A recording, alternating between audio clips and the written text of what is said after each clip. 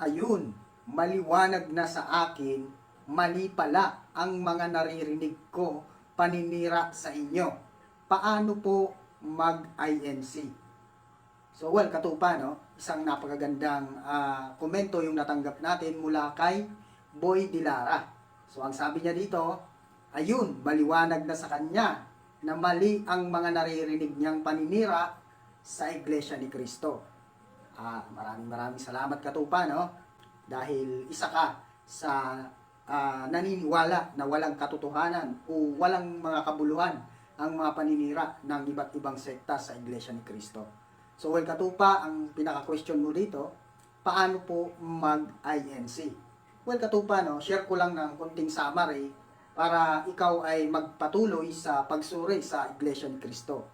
Kapag ikaw po ay nagsuri o magpadoktrina sa loob ng Iglesia ni Cristo, ay unang-una, hindi po ganun kadali yan. Katulad po ng iba't ibang religion na kinagis na natin. Na kapag sumamba ka, pagpasok mo, paglabas mo, kaanib ka na. So, hindi po ganun ang Iglesia ni Cristo.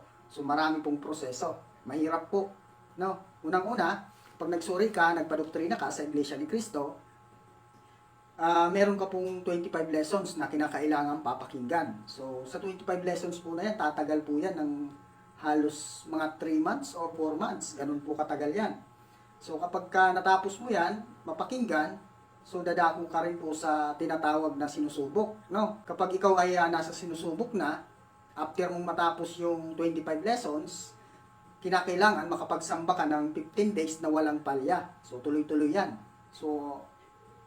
So kaya ang pagsuri o pag-anib sa loob ng Iglesia ni Cristo ay hindi po ganun kadali. Ang pinakamatagal po niyan, siguro mga 4 to 6 months bago ka dadako sa pagbabautismo. So yun po ay based po sa aking nakaraan, no?